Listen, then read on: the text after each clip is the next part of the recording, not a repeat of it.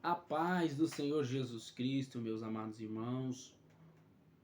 Seja bem-vindo à nossa última aula da matéria de Cristologia. Louvo ao Senhor pela oportunidade que Ele nos concede de aqui estarmos. Louvo a Deus pela vida do nosso pastor setorial, pastor Amândio, Bispo Cruz, nosso coordenador, pastor Nivaldo Santos, bem como os nossos coordenadores, o João Paulo. São responsáveis pela coordenação do curso da FAESP Extensão Setor 116. Então nós falaremos de maneira resumida acerca de alguns fundamentos principais da matéria de Cristologia. Uma matéria de suma importância que traz-nos acerca do conhecimento da pessoa do Senhor Jesus Cristo. E sem estes fundamentos, com certeza é impossível desenvolver e compreender acerca da disciplina de Cristologia.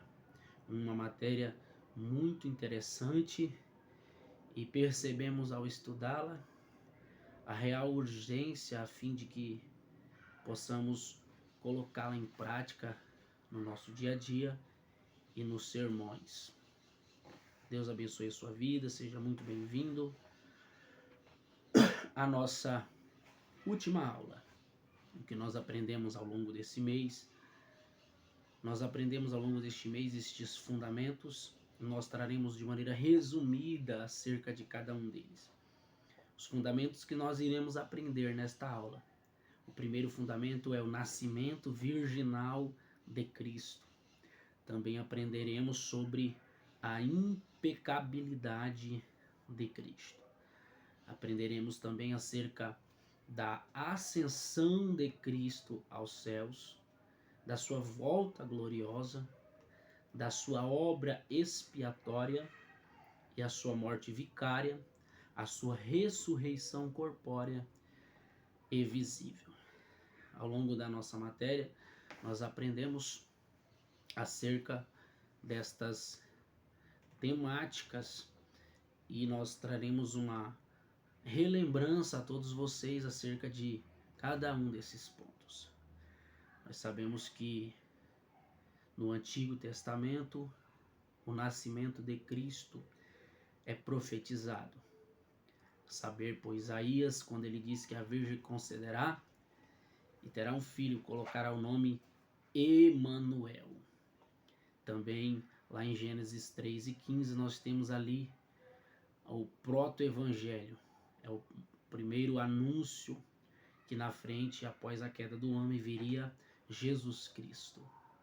Então nós percebemos todas as profecias, do Antigo Testamento acerca do nascimento virginal de Cristo. E como se dá esse nascimento virginal de Cristo? No capítulo 1 do Evangelho de Lucas, versículo de número 26 em diante, nós temos algumas informações que diz: no 6º mês foi o anjo Gabriel enviado por Deus a uma cidade da Galiléia chamada Nazaré, a uma virgem. Então, essa primeira informação, ela nos traz o entendimento porque da expressão nascimento virginal de Cristo.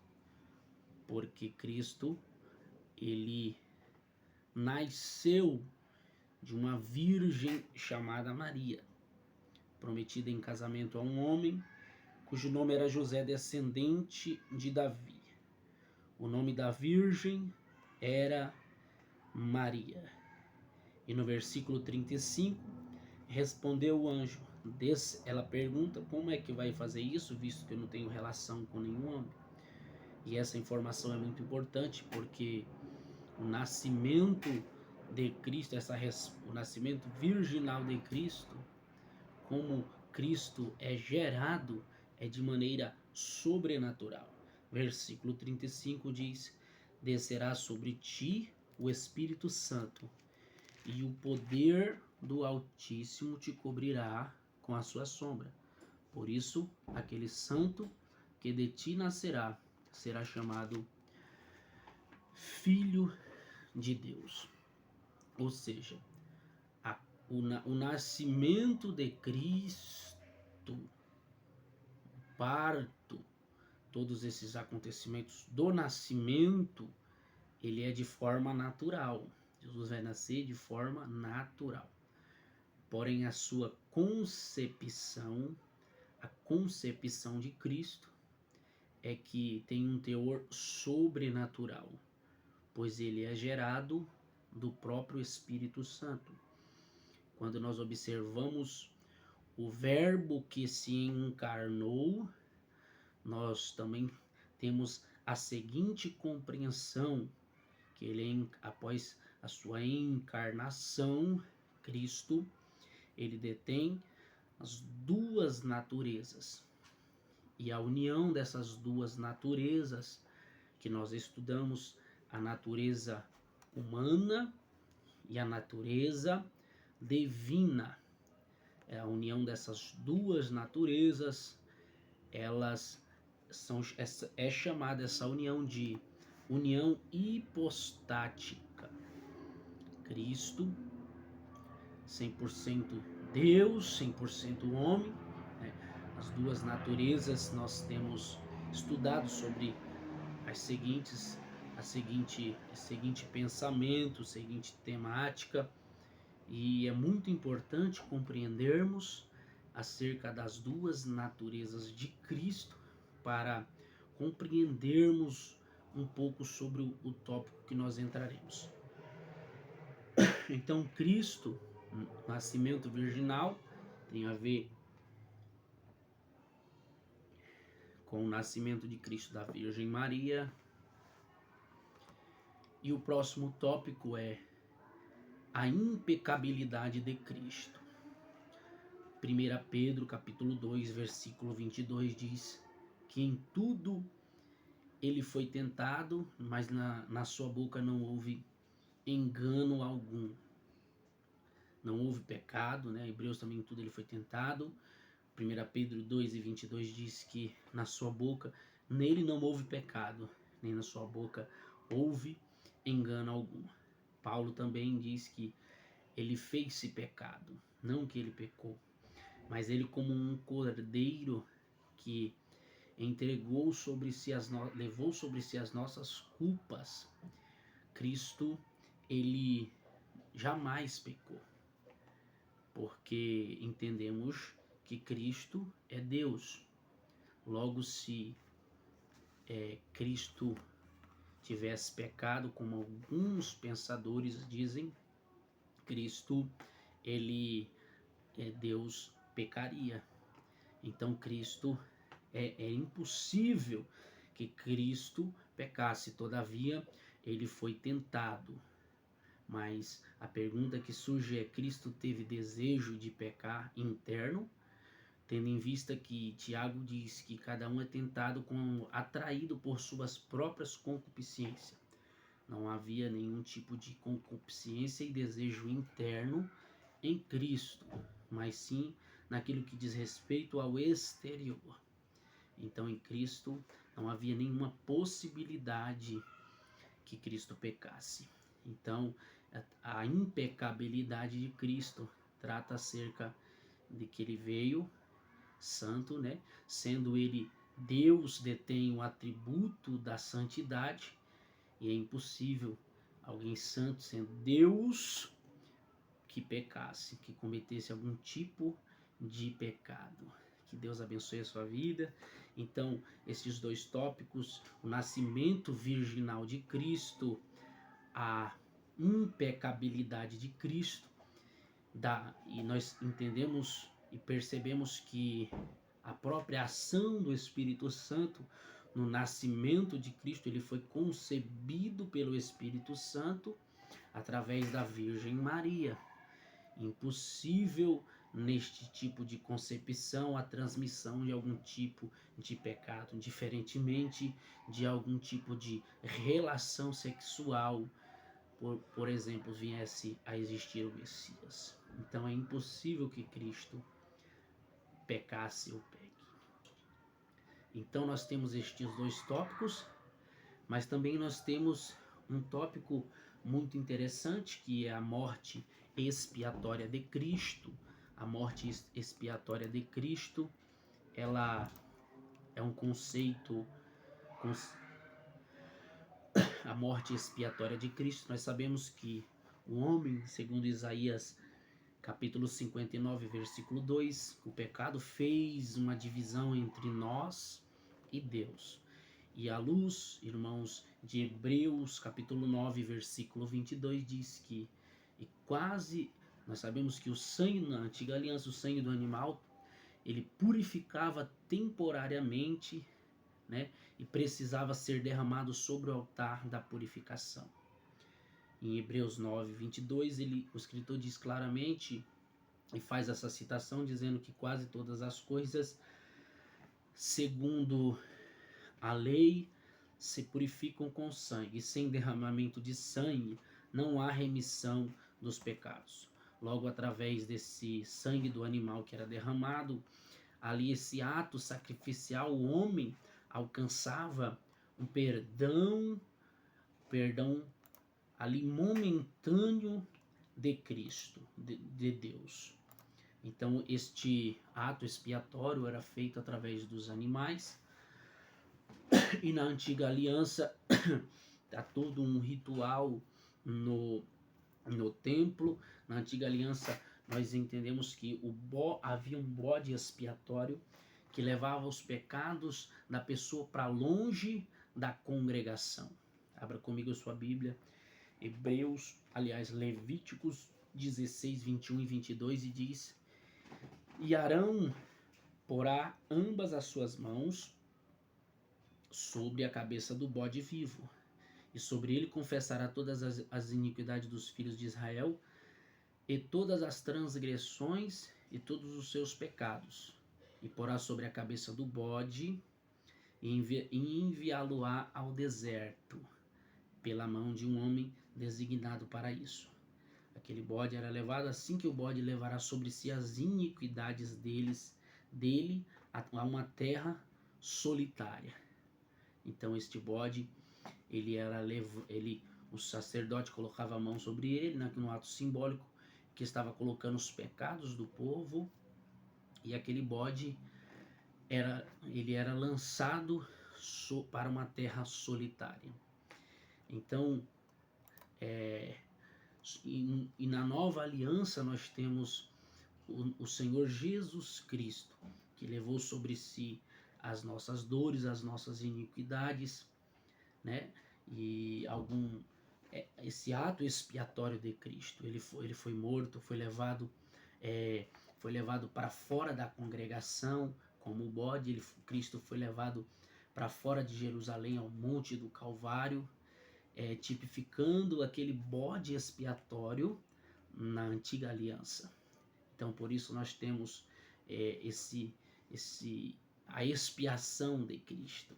Foi dessa forma que aconteceu com Cristo, quando ele entregou-se para a remissão dos nossos pecados. Não foi com ouro ou com coisas corruptíveis que nós fomos resgatados da vã maneira de viver, mas com o sangue precioso do Senhor Jesus Cristo. Amém? Deus abençoe a sua vida.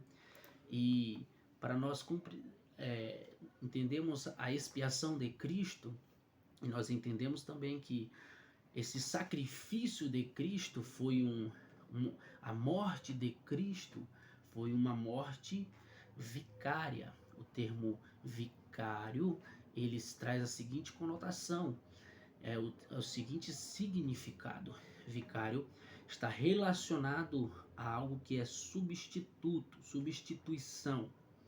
Então Cristo, segundo escreveu Isaías 53, ele tomou sobre si as nossas dores.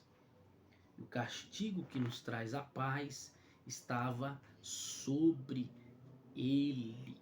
Então ele morreu em nosso lugar.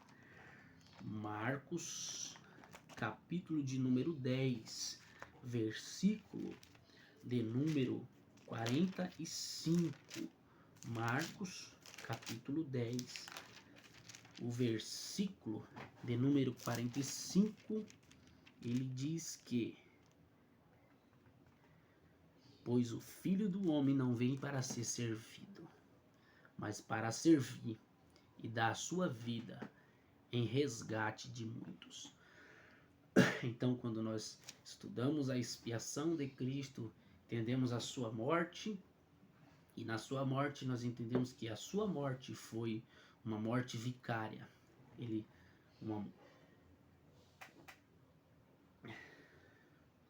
Foi uma morte em nosso lugar. Também nós entendemos, amados irmãos, que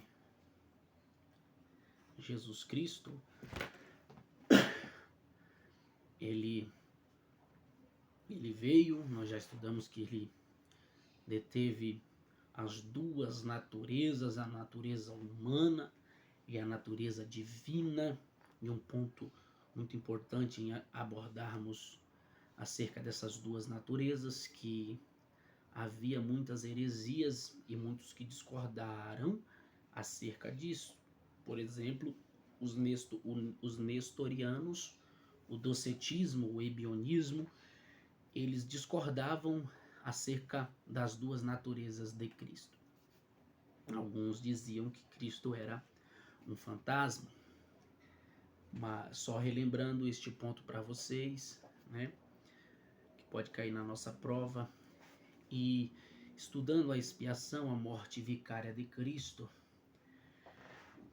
nós também temos que entender para o cristianismo de fundamental importância, e a nossa revista da FAESP, ela traz aqui o seguinte ponto muito interessante que eu gostaria de ler para vocês.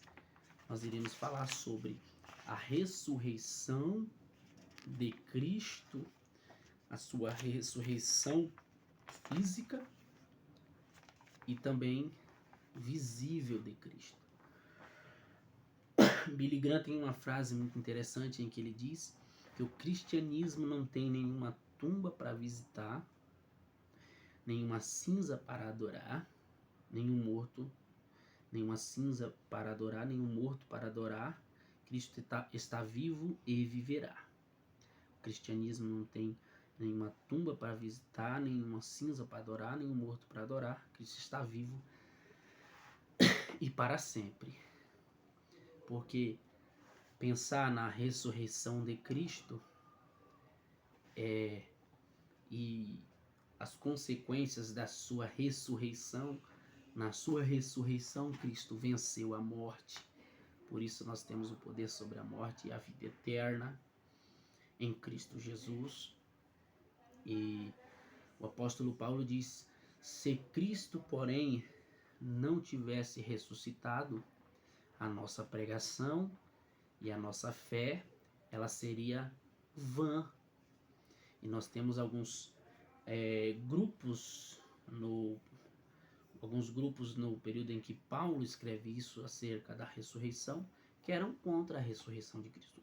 O gnosticismo, eles eram contra, né, a ressurreição de Cristo.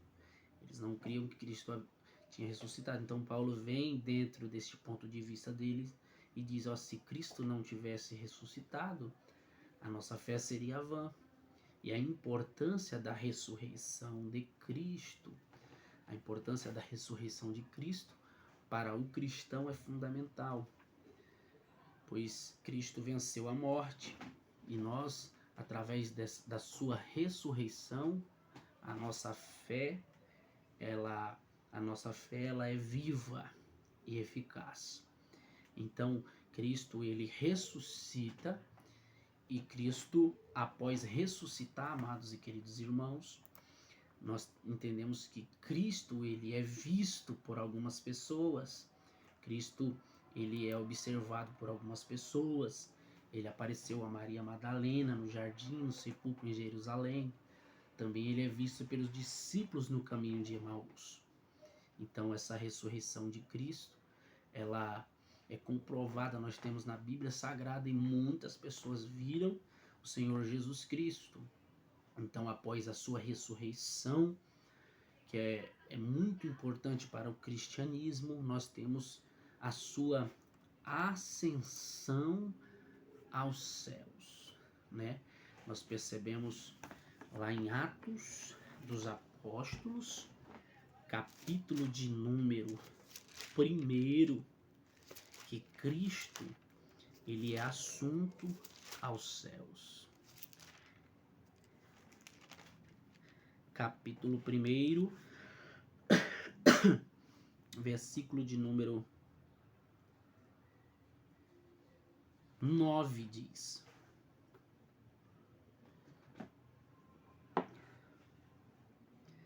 depois que lhes disse isto, vendo eles, foi elevado às alturas, e uma nuvem o recebeu, encobrindo seus olhos. Depois disso, vendo eles, ele foi elevado às alturas, e uma nuvem o recebeu, encobrindo seus olhos.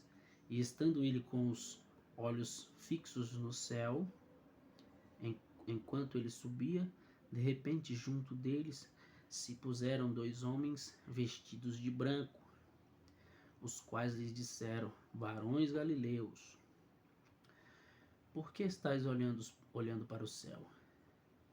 Esse Jesus que é dentre vós foi elevado ao céu há de vir, assim como para o céu o vistes ir. Então Cristo, a ascensão de Cristo, ela fala-nos acerca de um Cristo que foi assunto aos céus, e a importância da ascensão de Cristo. Ele foi assunto aos céus para, sim, e assunto aos céus, nós temos que entender que a ascensão, a importância da ascensão de Cristo, ele está à direita de Deus, e ele pode interceder por nós,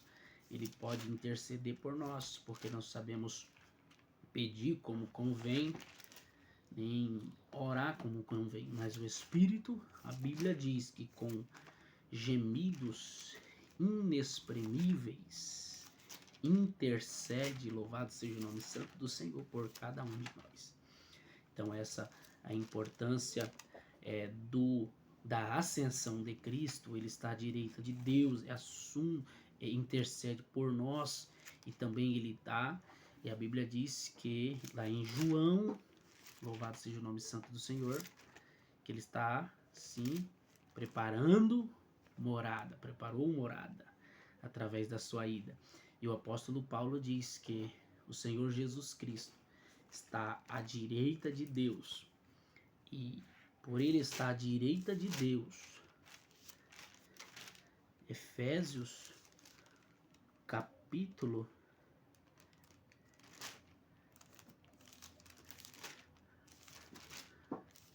Colossenses, irmãos, capítulo 3:1 diz: portanto, se fostes ressuscitado em Cristo, buscai as coisas que são de cima, onde Cristo está assentado à direita de Deus. Ele está sentado à direita de Deus, e o interessante é que o apóstolo Paulo,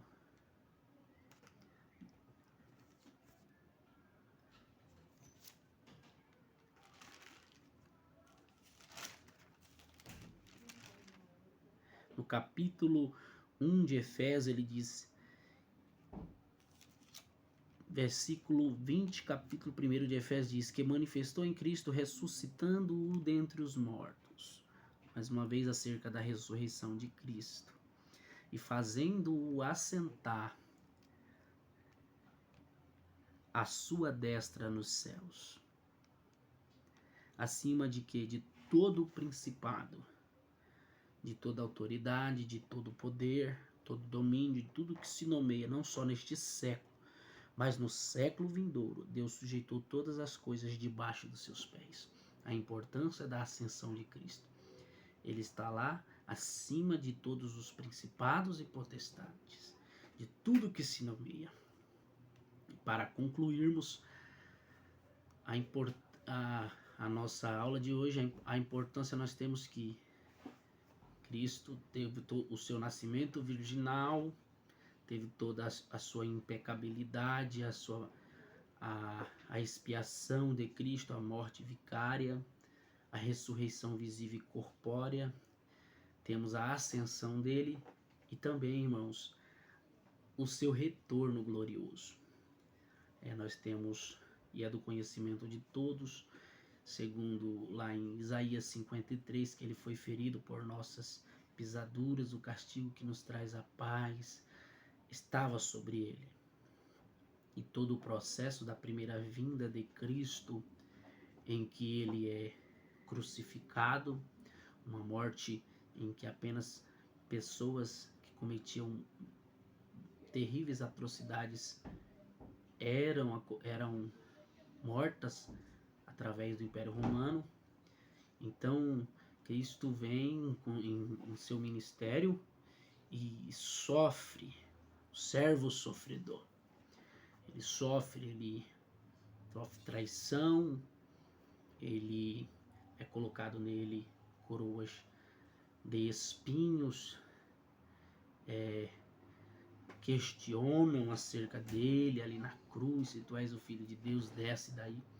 Então toda essa primeira vinda de Cristo, ela é de maneira humilhante do ponto de vista da humanidade, mas do ponto de vista para o cristão, nós sabemos que Deus o fez enfermar para que nós pudéssemos estar aqui hoje. Mas a segunda volta de Cristo será de maneira gloriosa. E ao longo do curso vocês terão mais pormenorizado essa temática na matéria de escatologia, onde está escrito em Apocalipse que ele é o Rei dos Reis e Senhor dos Senhores. De maneira gloriosa ele virá. Que Deus abençoe a sua vida, a sua caminhada ao longo do curso. Continue fortalecendo você. Que Deus abençoe a todos. Um abraço.